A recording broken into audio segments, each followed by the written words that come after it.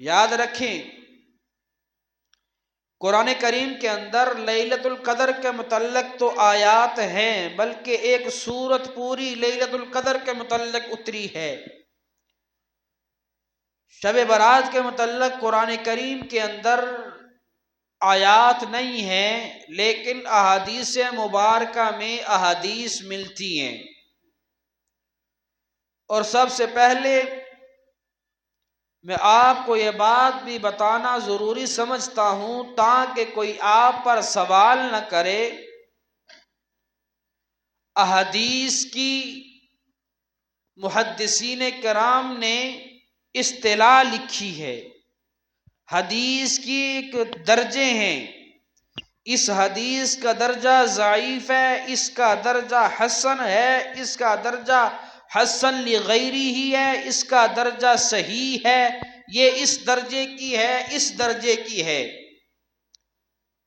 آپ کو وہ تفصیل یاد کرنے کی ضرورت نہیں، اتنا ضرور سمجھ لیں اگر کسی ایک موضوع پر کثرت سے احادیث ہوں، کسی ایک موضوع پر کثرت سے احادیث ہوں، چاہے وہ ساری احادیث ضعیف ہی ہوں، ان کو فضائل کے درجے پر وہ حدیث حسن مانی جاتی ہے، اس حدیث پر عمل کرنا جائز سمجھا جاتا ہے۔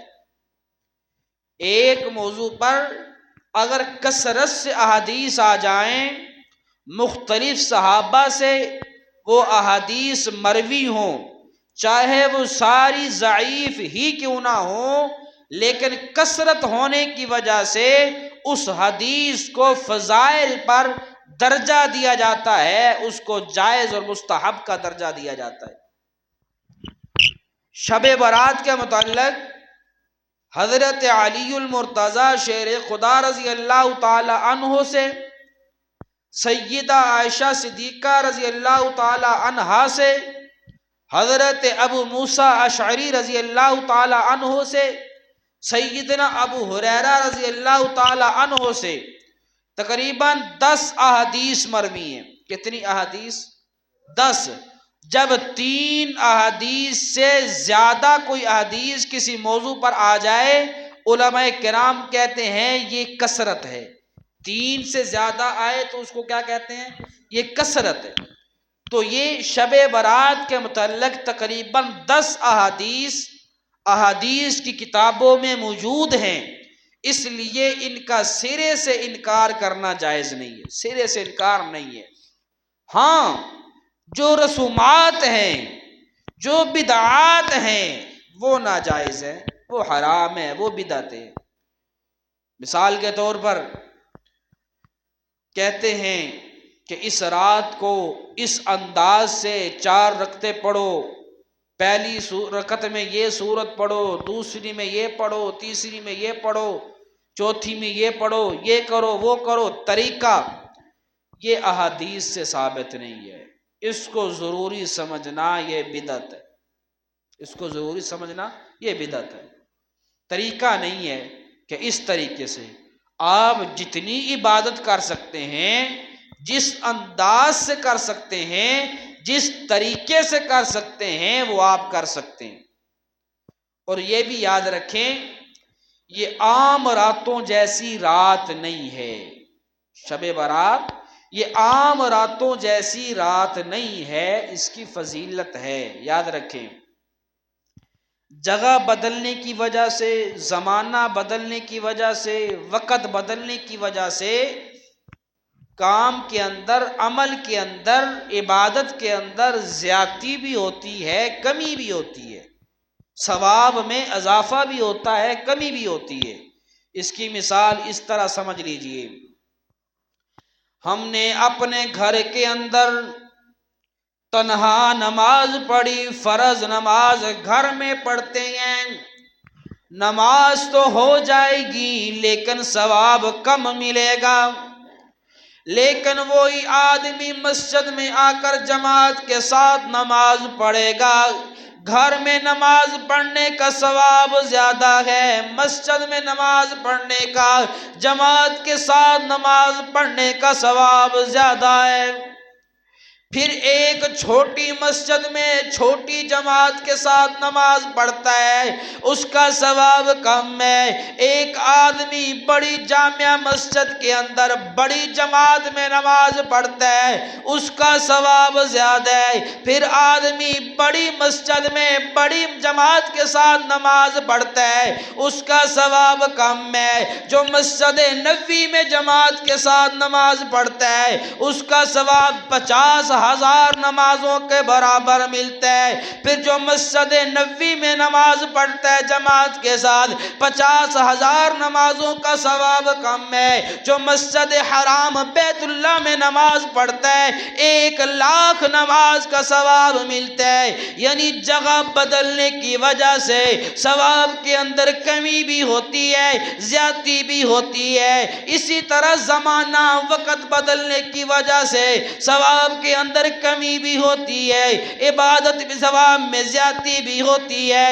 مثلا ہم نے ابھی کوئی نفلی کام کریں، اس کا ثواب کم ہے۔ رمضان المبارک میں وہ کام کریں، اس کا ثواب کئی حصے بڑھا دیا جاتا ہے۔ پھر رمضان المبارک میں کوئی مسجد تلونڈی کھجور والی میں نیک عمل کرے، اس کا ثواب کم ہے۔ جو خانہ کعبہ کے سامنے وہی عمل کرے گا، اس کا ثواب بڑھا دیا جاتا ہے۔ یعنی نیکی وہی ہے، عبادت وہی ہے، عمل وہی ہے، لیکن زمانہ بدلنے کی وجہ سے، وقت بدلنے کی وجہ سے، جگہ بدلنے کی وجہ سے ثواب کے اندر کمی بھی ہوتی ہے، زیادتی بھی ہوتی ہے۔ اسی طرح آدمی عام راتوں میں عبادت کرے، اس کا ثواب بھی بڑا ہے، لیکن جو شب برات میں عبادت کرے گا، اس کا ثواب عام راتوں سے زیادہ ہوگا، عام راتوں سے اس کی عبادت کا ثواب زیادہ ہوگا۔ علماء کرام فرماتے ہیں جس طرح جگہ وقت زمانہ بدلنے کی وجہ سے نیکی کے اندر، عبادت کے اندر، عمل کے اندر اضافہ ہوتا ہے، یہ کمی ہوتی ہے، اسی طرح گناہ کے اندر بھی اضافہ بھی ہوتا ہے، کمی بھی ہوتی ہے۔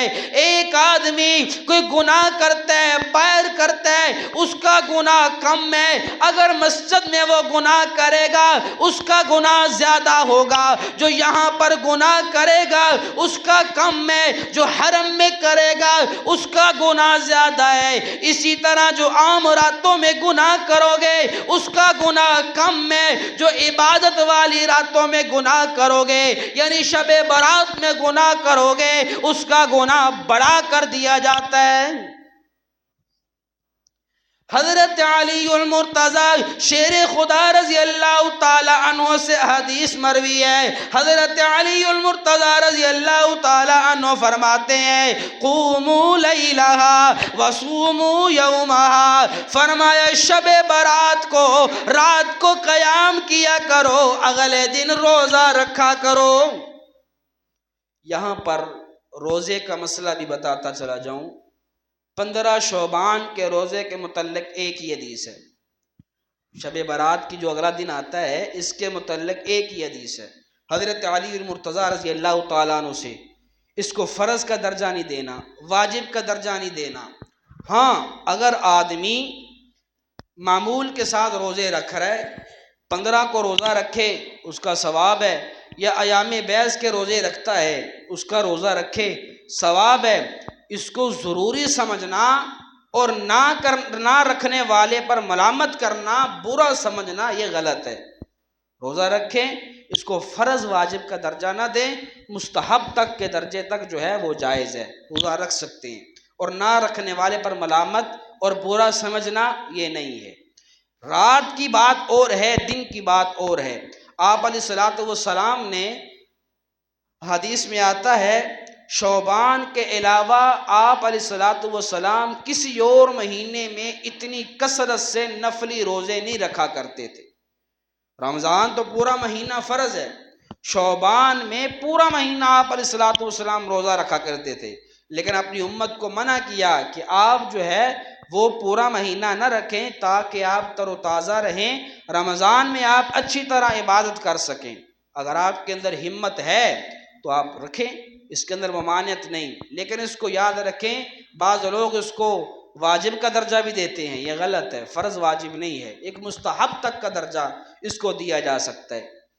تو حضرت علی رضی اللہ تعالی عنہ سے بھی یہ مروی ہے کہ فرمایا آپ اس رات کو قیام کرو، عبادت کرو جتنی کر سکتے ہو، لیکن یہ بھی غلط ہے کہ آدمی ساری رات عبادت کر رہا ہے، سحری کا وقت ہوا جا کر سو گیا، فجر کی جماعت رہ گئی، یہ نماز ہی قضا ہو گئی، فرمایا اس کی ساری عبادت اس کے منہ پر مار دی جائے، کیا فائدہ۔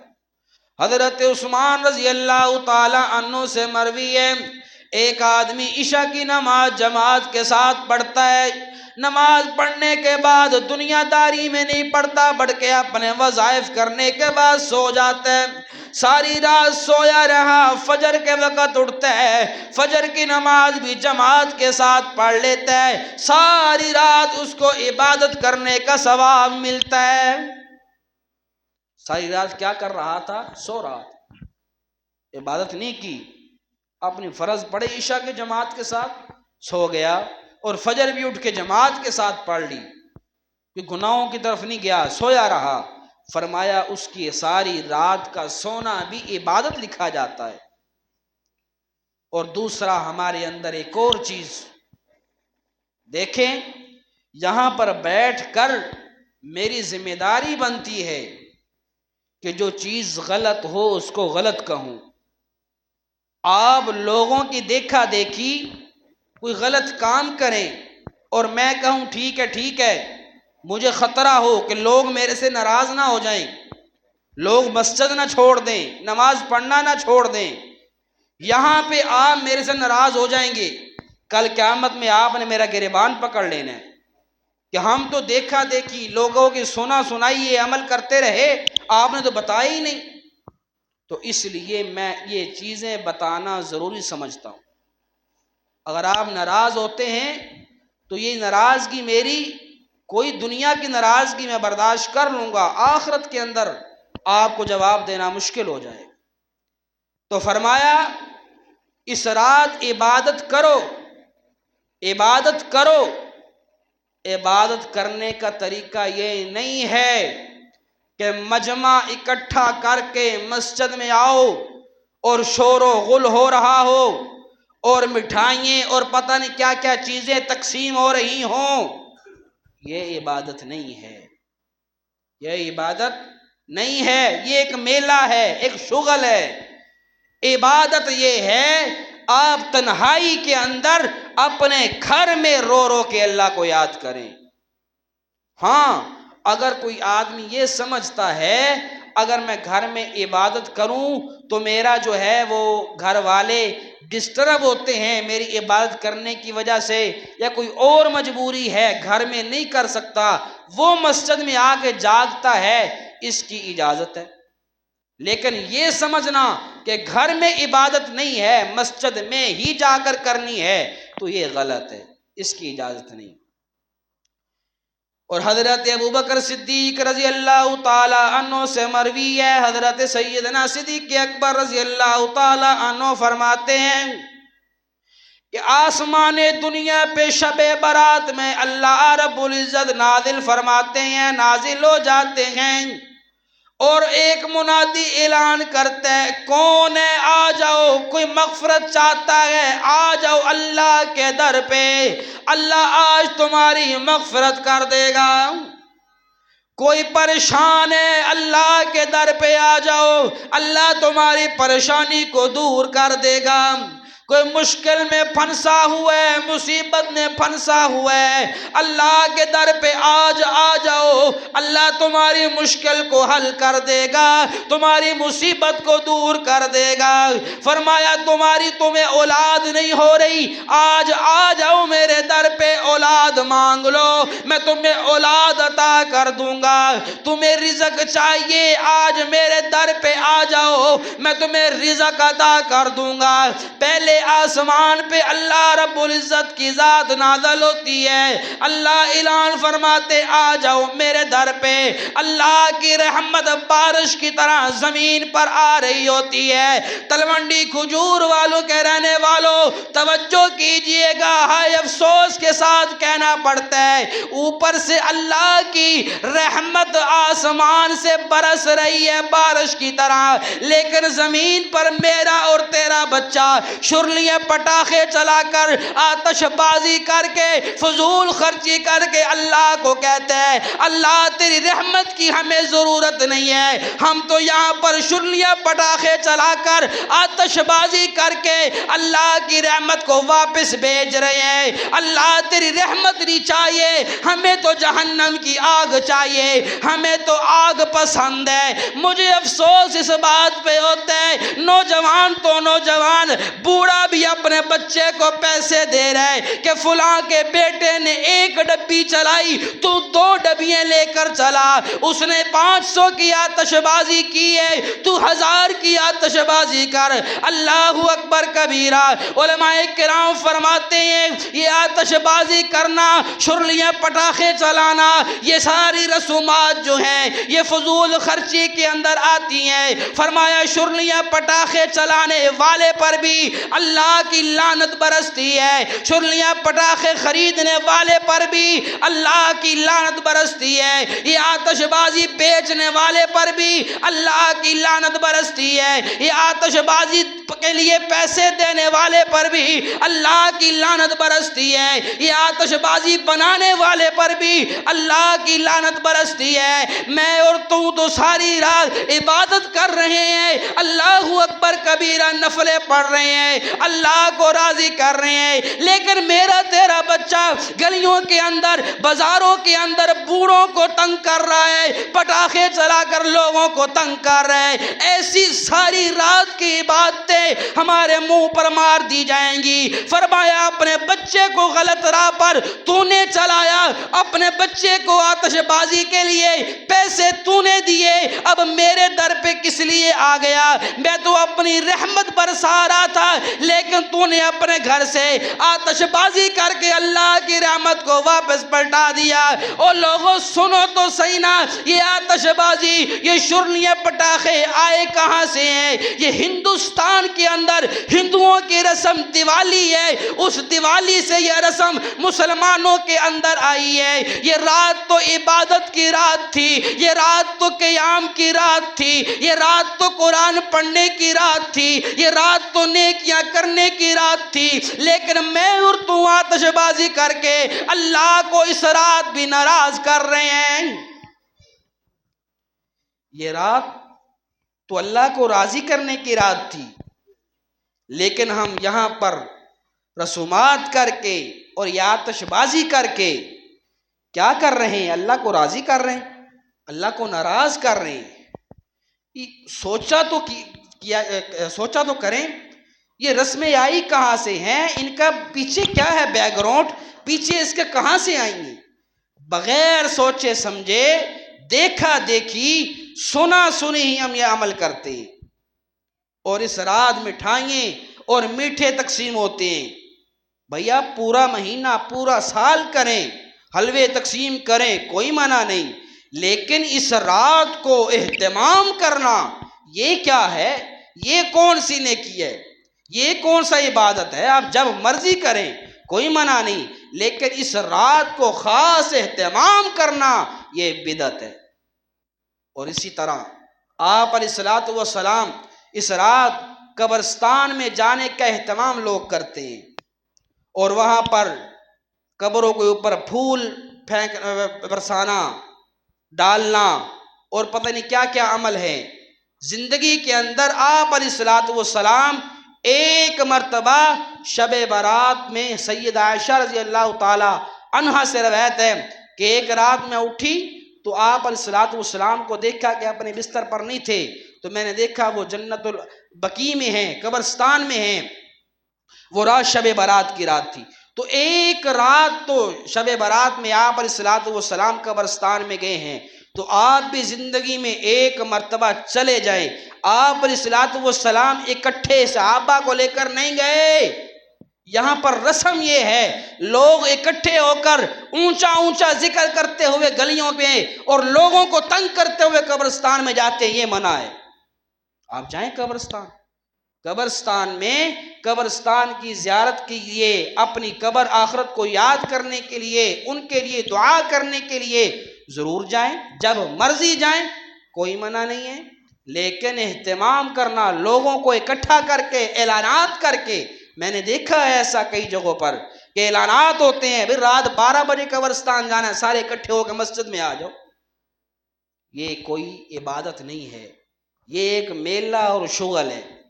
اسی طرح ایک اور صلاۃ التسبیح کی جماعت ہوتی ہے، حیرانگی اس بات پر ہوتی ہے، صلاۃ التسبیح کی جماعت ہو رہی ہے، پھر مردوں کی مرد تو عورتیں بھی جماعت کروا رہی ہیں۔ پھر شب برات میں تو کیا، رمضان المبارک میں کئی دیہاتوں کے اندر میں نے دیکھا، کئی گاؤں کے اندر دیکھا کہ ساری عورتیں اکٹھے ہو کر ایک گھر میں جمع ہوتی ہیں، پھر وہاں پر جماعت، صلاۃ التسبیح کی جماعت کروائی جاتی ہے۔ یہ کہاں سے ثابت ہے؟ یہ کیا ہے؟ یہ کہاں سے ہم صرف اپنے پیٹ پوجا کرنے کے لیے رسمیں بنائیں گے؟ خدا را اللہ کو حاضر ناظر سمجھ کر دین پر عمل کریں۔ لوگ کہتے ہیں جی سیکھنے کے لیے جاتے ہیں، سیکھنے کے لیے جائیں تو صلاۃ التسبیح کی نیت نہ کریں، پھر وہ نیت نہ کریں۔ آپ طریقہ پوچھ لیں کسی سے، طریقہ کیا ہے؟ اپنے گھر میں پڑھیں، اکٹھے ہو کر پڑھنے کا کیا مطلب ہے؟ نفلی عبادت اکیلے میں ہے، تنہائی میں ہے۔ صلاۃ التسبیح یہ اکیلے کی عبادت ہے، نفلی عبادت ہے، یہ تنہائی کی عبادت ہے۔ صلاۃ التسبیح کی نہ مردوں کی جماعت ہے نہ عورتوں کی جماعت ہے، یاد رکھیے گا، نہ مردوں کی جماعت ہے نہ ہی عورتوں کی جماعت ہے۔ اگر یہاں پر بھی کہیں پر ہوتا ہے، اس کو روکیے، منع کیجئے، شریعت کے اندر اس کی اجازت نہیں ہے۔ کسی صحابی سے امہات المؤمنین کبھی جماعت نہیں ہوئی، تابعین کا دور گزرا، اس صحابہ کے دور میں یہ کہاں سے آئی؟ آج لوگوں نے خود اپنے پیٹ پوجا کرنے کے لیے، اپنے پیٹوں کو بھرنے کے لیے غلط مسائل بتا کر لوگوں کو گمراہ کیا جا رہا ہے۔ تو صلاۃ التسبیح کی جماعت نہیں ہے، یاد رکھیے گا۔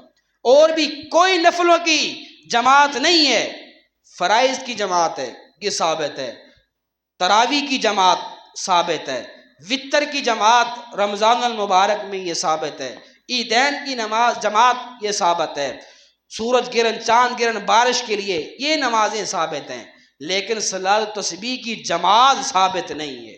تو جو چیز ثابت نہ ہو اس کو عمل کرنا کہاں سے جائز ہو جائے گا؟ تو اس لیے اس کو بھی چھوڑنا پڑے گا۔ اتباع رسول کریں، پوری کریں، اپنی مرضی کے مطابق دین پہ عمل نہ کریں، بلکہ جو رسول اللہ صلی اللہ علیہ وسلم نے طریقہ بتلایا، جو اصحاب پیغمبر نے عمل کر کے دکھایا، اس پہ عمل کریں گے تو نجات تب ہوگی۔ اپنی مرضی سے جو عمل کریں گے 100 مرتبہ کریں، وہ عمل قابل قبول نہیں ہے۔ میں نے پہلے بھی کئی مرتبہ یہ مثال دی کہ اللہ کو سجدہ بڑا پسند ہے، اللہ کو سجدہ بڑا پسند ہے۔ ہم ابھی جمعے کی 2 فرض پڑھیں گے، 2 فرضوں میں ہم نے 4 سجدے کرنے ہیں، 2 فرضوں میں ہم نے 4 سجدے کرنے ہیں۔ اب یہ 4 کی بجائے اگر ہم آج 8 کر لیں تو کیا نماز ہو جائے گی؟ سجدہ تو اللہ کو پسند ہے، فرمایا سجدہ پسند ضرور ہے لیکن طریقہ بھی میرے پیغمبر کا ہوگا تب پسند ہے، تب قبول ہے۔ اگر اپنے طریقے کے مطابق کرو گے، اپنی مرضی کے مطابق کرو گے، تب قبول نہیں ہے۔ تو اس لیے طریقہ بھی وہ ہو جو حضور صلی اللہ علیہ وآلہ وسلم کا ہو۔ تو علماء کرام فرماتے ہیں اس رات جو شب برات ہے، اس رات کچھ لوگ ایسے ہیں کہ جن کی مغفرت نہیں ہوتی، بخشش نہیں ہوتی۔ حضرت عائشہ رضی اللہ تعالی عنہا سے غالباً مروی ہے، فرمایا کہ اللہ تعالیٰ اس رات بنو کلب کی بکریوں کے بالوں کے برابر لوگوں کی مغفرت کرتا ہے۔ عرب کا ایک قبیلہ تھا بنو کلب، اس قبیلے کے پاس بے شمار بکریاں تھیں، پھر بکریوں کے برابر نہیں کہا، بکریوں کے بالوں کے برابر۔ ہم ایک بکری کے بال نہیں گن سکتے، وہ تو بے شمار بکریاں، پھر ان کے بالوں کے برابر اللہ تعالیٰ سداد مغفرت فرماتے ہیں۔ لیکن کچھ بد نصیب لوگ ایسے ہیں کہ جن کی اس رات بھی مغفرت نہیں ہوتی۔ وہ بد نصیب لوگ کون ہیں؟ سب سے پہلے فرمایا مشرک، جو اللہ کی ذات کے اندر، اللہ کی صفات کے اندر کسی کو شریک ٹھہرائے۔ یاد رکھے دو چیزیں، اللہ کی ذات کے اندر، اللہ کی صفات کے اندر کسی کو شریک ٹھہرائے، یہ مشرک ہے۔ اگر مشرک سچے دل سے توبہ نہیں کرے گا، پکی سچی توبہ نہیں کرے گا شرک سے کہ اللہ میں آئندہ شرک نہیں کروں گا، فرمایا اس کی مغفرت نہیں ہوگی۔ دوسرا آدمی فرمایا جو زنا کرنے والا، اگر پکی سچی توبہ نہیں کرے گا زنا سے، اس کی مغفرت بھی نہیں ہوگی۔ تیسرا فرمایا عادی شرابی، جو شراب پینے والا، اگر وہ بھی پکی سچی توبہ نہیں کرے گا اس کی بھی مغفرت نہیں ہوگی۔ چوتھا وہ آدمی جو نہ حق قتل کرنے والا، بے وجہ کسی کو قتل کر دیتا ہے، اس کی بھی کل اس رات مغفرت نہیں ہوگی، اس رات بخشش نہیں ہوگی۔ پانچواں وہ شخص جو والدین کا نافرمان ہے۔ تلونڈی کھجور والے کے رہنے والوں، آج پاکستان کی دھرتی میں میں نے دیکھا، ایسے نوجوانوں کو دیکھا زمین جائیداد کی خاطر اپنے ماں باپ کو پاؤں کی ٹھوکروں کے ساتھ گھر سے نکالتے ہوئے میں نے دیکھا۔ آج پاکستان کی دھرتی میں میں نے اپنے سکے باپ کا بیٹے کو گریبان پکڑتے ہوئے دیکھا۔ میں نے پاکستان کی دھرتی میں یہ منظر بھی دیکھا، اگر باپ کوئی بات کر رہے بیٹا آگے سے کہتا ہے ابا تینوں تے پتہ ہی نہیں ہے نا، جدید دور ہے، ٹیکنالوجی دا دور ہے، تینوں تے کسے گل دا پتہ ہی نہیں، ابا تو چپ کریا کر، تو ساڑھے معاملے نہ بولیا کر۔ میں نے ایسے بھی کرتے ہوئے ایسے نوجوانوں کو دیکھا۔ اللہ اکبر کبیرہ، اللہ کا قرآن کھول کر دیکھیے، جہاں پر بھی اللہ نے اپنا حق بیان کیا، جہاں پر بھی اللہ نے کہا میرے ساتھ کسی کو شریک نہ ٹھہرانا، وہیں پر اللہ نے والدین کے ساتھ حسن سلوک کا حکم دیا، وہیں پر اللہ نے والدین کے ساتھ اچھا سلوک کرنے کا حکم دیا۔ ہائے افسوس، ہم تو اب اپنے والدین کو سمجھتے ہی نہیں ہے، اہمیت ہی نہیں سمجھتے، والدین کو ناراض کر بیٹھے۔ یاد رکھو نوجوانوں، اگر والدین ناراض ہیں تمہاری عبادتیں بھی قبول نہیں ہیں، اگر والدین ناراض ہیں تمہارے نفل بھی قبول نہیں ہیں، اگر والدین ناراض ہیں تمہارے روزے بھی قبول نہیں ہیں۔ کل قیامت کے دن اللہ رحمت کی نظر نہیں پھیریں گے، رحمت کی نظر نہیں کریں گے۔ اگر والدین ناراض ہیں، ہم کس لیے والدین کو ناراض کرتے ہیں؟ اللہ کا قرآن کہتا ہے اف ولا تنہرہما، اپنے والدین کے سامنے اف تک نہ کرنا۔ میں نے علماء کرام سے پوچھا، علماء کرام مجھے بتائیے تو صحیح نا، یہ اف کس کو کہتے ہیں؟ اف کا مطلب کیا ہے؟ علماء کرام فرماتے ہیں منہ سے کچھ نہ بولنا، صرف ماتھے پہ بل لے آنا، جس کو کہتے ہیں پنجابی کے اندر متھے تے وٹ لے آنا، اس کو اف کہتے ہیں۔ والدین نے کوئی بات کی، کوئی جملہ بولا، آگے سے زبان سے تو کچھ نہ بولا، لیکن اپنے ماتھے پہ بل لے آیا، ماتھے پہ وٹ لے آیا، فرمایا اللہ اس سے بھی ناراض ہو جاتا ہے۔ تو اللہ نے تو والدین کا اتنا حسن سلوک بتایا ہے۔ ایک اور بات میں یہاں کرنا چاہتا ہوں، یہ بات توجہ سے سنیے گا اور اپنے گھر والوں کو بتائیے گا۔ ہماری عورتوں نے ہمارے بچوں کو باپ کا دشمن بنا دیا ہے۔ ہمارے گھر والیوں نے اپنے بچوں کو باپ کا دشمن بنا دیا ہے۔ وہ کیسے؟ باپ سے وہ جاتا ہے کام کے لیے کہیں پر، وہ کام پہ گیا ہے، بچہ گھر ہے، بچہ کوئی شرارت کرتا ہے، ماں کیا کہتی ہے؟ تیرا ابا آن دے پھر میں انہوں دساں گی، تیرا ابا آلوے پھر میں انہوں دساں گی، وہ تینوں دسے گا۔ یہ جملہ بیٹے کے دل پہ اثر کرتا ہے۔ اب بیٹے کے دل پر باپ کا ڈر پیدا ہو گیا، محبت ختم ہوتی جا رہی ہے، ڈر پیدا ہو گیا، محبت ختم ہوتی جا رہی ہے۔ اب یہ باپ کا، بیٹے کا باپ سے دشمنی شروع ہو گئی ہے۔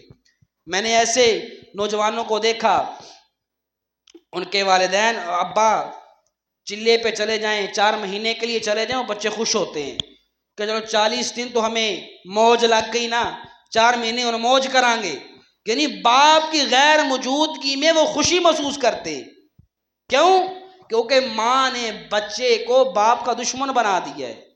بچہ اپنے باپ کا سامنے ہی نہیں کرنا چاہتا، جبکہ چاہیے تو یہ تھا کہ ماں سارا دن بیٹے کو کہتی بیٹا تیرا ابا تیرے لیے مزدوری کر رہا ہے، یہ گرمی سردی میں پسینہ تیرے لیے بہار ہے، یہ سارا دن ریڑیاں تیرے لیے لگا رہا ہے، وہ تیرا باپ ہے، اس سے محبت کر. چاہیے تو یہ تھا، لیکن سارا دن ماں باپ کی اس کے دل میں نفرت بٹھاتی جا رہی.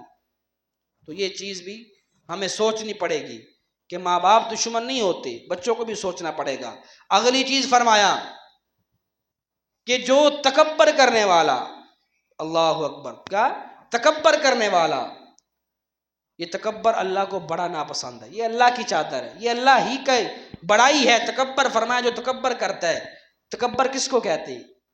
کسی صحابی، اللہ کے پاک پیغمبر نے جب یہ فرمایا تو کسی صحابی نے پوچھا یا رسول اللہ، ہم میں سے کوئی جو اچھے کپڑے پہنے، کوئی اچھے کپڑے پہنے، کوئی تیل لگائے، کوئی سرما پہنے، کیا یہ تکبر ہے؟ اللہ کے پاک پیغمبر صلی اللہ علیہ وسلم نے فرمایا نہیں نہیں، یہ تکبر نہیں. آپ مائع والے کپڑے پہنے، لٹھے کے کپڑے پہنے، کاٹن کے کپڑے پہنے، آپ تیل سرما سب کچھ کریں، اچھی بات ہے، اللہ کو خوبصورتی پسند ہے. فرمایا تکبر کیا ہے؟ فرمایا تکبر یہ ہے اپنے سے چھوٹے کو حقیر سمجھنا. آج جو چودھری ہے کسی کمی کو سلام لینا گوارا نہیں کرتا، کسی چھوٹے کو سلام کرنا گوارا نہیں کرتا.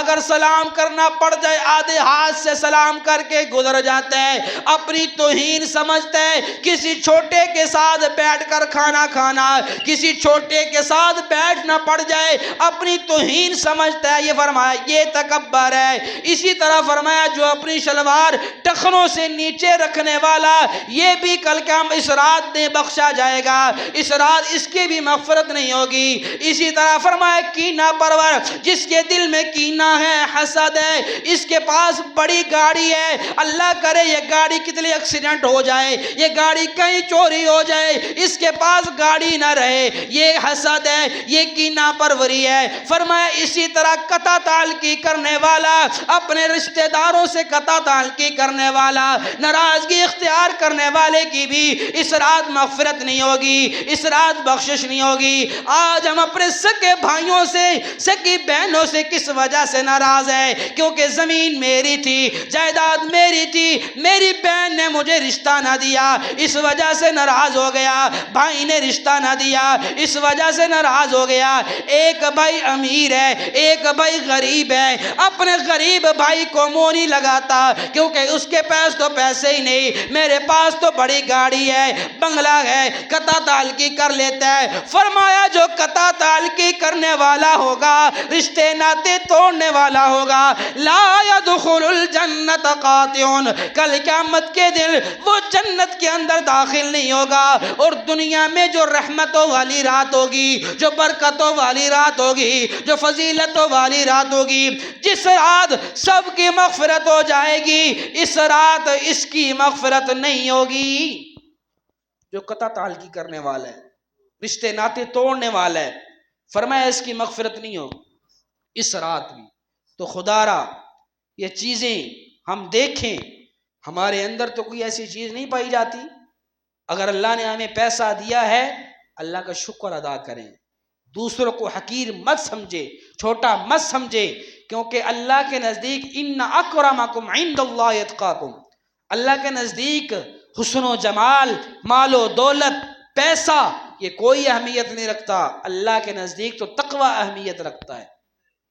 تو اس لیے اس وجہ سے قطع تعلقی کرنا کہ یہ غریب ہے میں امیر ہوں، یا اپنے سکے بھائی سے کسی اور وجہ سے ناراض ہو کے بیٹھ گئے، اللہ وقت نہیں، ورنہ میں حضرت حسن و حسین کا ایک واقعہ آپ کو سناتا کہ ان دونوں کے اندر ناراضگی ہوئی، پھر کیا ہوا. تو بات یاد رکھیں، ناراضگی قطع تعلقی 3 دن سے زیادہ مسلمان بھائی سے ناراض ہونا، فرمائے وہ ہم میں سے نہیں. اور فرمایا جو قطع تعلقی کرتا ہے وہ جنت کے اندر نہیں جائے گا۔ اگر ہم سے ہمارا کوئی بھائی، کوئی دوست، کوئی رشتہ دار، کوئی ہمسایہ کسی وجہ سے ناراض ہے، چاہے غلطی اس کی ہے، چاہے غلطی اس کی ہے، تب بھی آپ پہل کریں، آپ پہلے معافی مانگے۔ فرمایا جو پہل کرے گا کل قیامت کے دن آپ علیہ الصلوۃ والسلام نے فرمایا میں اس کی انگلی پکڑ کے جنت کے اندر چلا جاؤں گا۔ تو فرمایا پہل کریں، معافی مانگ لیں، کچھ نہیں ہوتا۔ اگر آپ معافی مانگ لیں گے، سینے سے لگائیں گے، قطع تعلقی کسی سے کی ہوئی ہے معاف کریں، صلح کریں۔ اگر دل کے اندر کسی کے بارے میں حسد ہے، حسد کو نکالے۔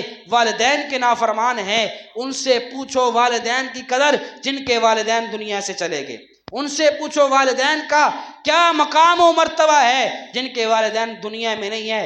یاد رکھو والدین اولاد کے لیے ایک بہت بڑا اللہ کی رحمت ہے۔ ابھی یہ موضوع نہیں میرا والدین کے بارے میں، پھر کسی موقع پر میں انشاءاللہ والدین کے بارے میں بیان کروں گا۔ ابھی آخر سے ایک یہ وعدہ لینا ہے، ابھی چند دنوں کے بعد شب برات آنے والی ہے۔ اس رات بہت سارے ہمارے نوجوان یہ فضول خرچی کے اندر جائیں گے، آتش بازی، شرلی پٹاخے، یہ سارا کچھ کریں گے۔ آپ ہاتھ کھڑا کر کے وعدہ کریں ہمارے گھر سے انشاءاللہ شرلی پٹاخہ نہیں چلے گا۔ ہاتھ کھڑا کریں سارے۔